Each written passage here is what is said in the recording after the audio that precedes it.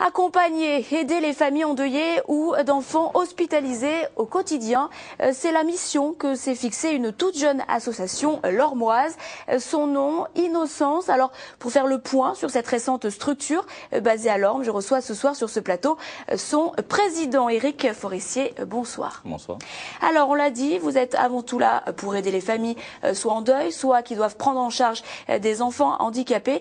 De quel ordre s'agit cette aide? Est-ce que c'est une aide d'ordre financier, administrative, psychologique?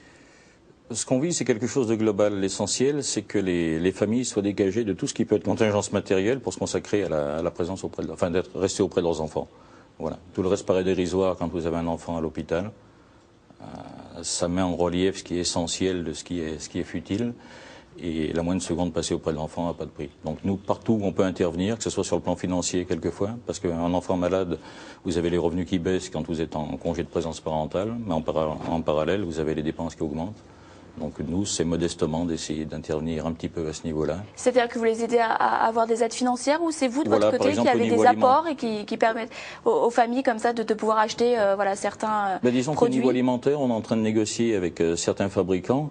Par exemple, dans le type d'un cancer, vous avez des périodes qu'on appelle aplasie, donc baisse de défense immunitaire.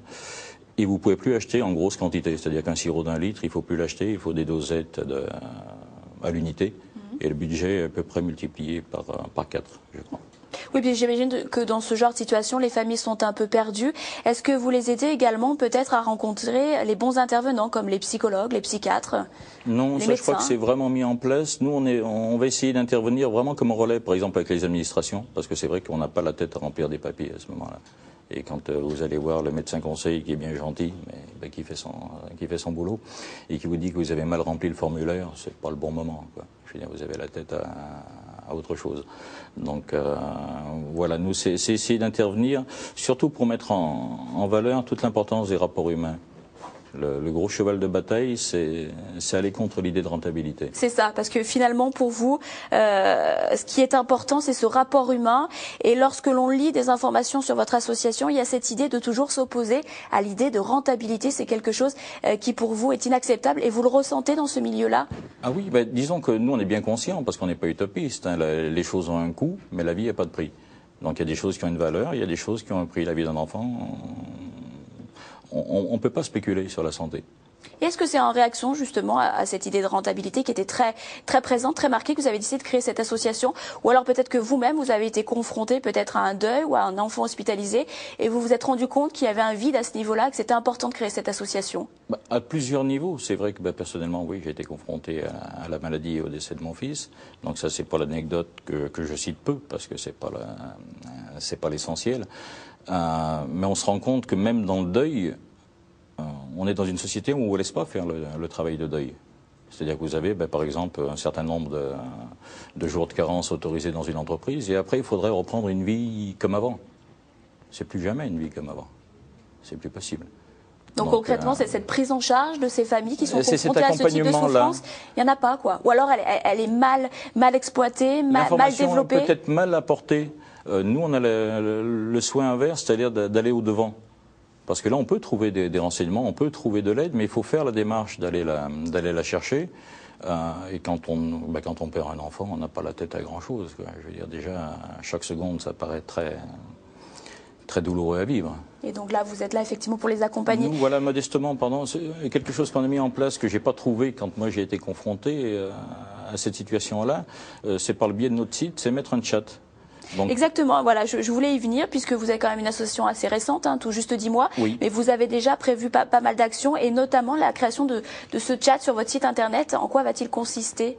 Disons que quand vous êtes dans une détresse permanente, il ne peut pas y avoir de délai. Vous voyez, vous avez beaucoup de forums qui existent pour les parents endeuillés, donc vous posez une question, vous avez une réponse 48 heures après. 48 heures, c'est énorme. Ce qui compte, c'est qu'il y ait un espace qui abolisse la distance. C'est l'avantage d'Internet, où des parents dans la même situation peuvent parler entre eux. On ne peut pas attendre un coup de fil ou passer un coup de fil. Vous avez la réponse 48 heures après. Les 48 heures, vous ne savez pas si vous les avez passées. Je veux dire, c'est très lourd à vivre. Oui, c'est une prise en charge qui est très compliquée. Donc, vous l'avez dit, ce chat est déjà effectivement en service. En tout cas, il devrait sous peu être mis en service. Oui. Et rapidement, c'est qu'il y a une autre action qui est prévue normalement autour du 12 janvier. En tout cas, la date n'est pas encore précise. Il s'agit d'une action au sein de l'hôpital Nord. Est-ce que vous pouvez nous en dire quelques mots rapidement ? Rapidement, disons qu'on a créé l'association Innocence et on essaie de créer des activités qui sont toutes déclinées au nom de l'association. Donc là, on a lancé avec un petit jeu de mots les Jeux d'Innocence et l'objectif, c'est tous les premiers jeudis du mois d'aller dans un premier temps dans le service d'oncologie pédiatrique de l'hôpital Nord. Et plus que la valeur du cadeau, c'est de faire un moment de jeu sous forme de tombola. C'est-à-dire que vous avez un enfant qui va tirer un numéro et on va faire un petit scénario pour voir ce qu'il a gagné. Voilà. Donc c'est amener juste un petit sourire.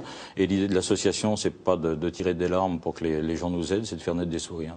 En tout cas, on ne manquera pas, nous, au niveau TL7, de relayer cette information. On sera présent le 12 ou en tout cas autour du 12 janvier. En tout cas, pour les personnes, les familles qui souhaiteraient rentrer en contact avec cette association, et elle a un site internet, c'est le www.inno-sens.net. Il ne faut pas hésiter. Il y a également des numéros de téléphone pour pouvoir contacter ces personnes. Et toutes les bonnes volontés sont les bienvenues. Et vous recherchez des bénévoles, effectivement. Pas uniquement au niveau des entreprises, des partenaires, tout ce qui peut nous aider pour apporter un peu de bonheur aux familles. Et bon, en tout cas, le message est passé. Je vous remercie, Eric Forissier, d'être venu ce soir sur ce plateau. Merci à vous.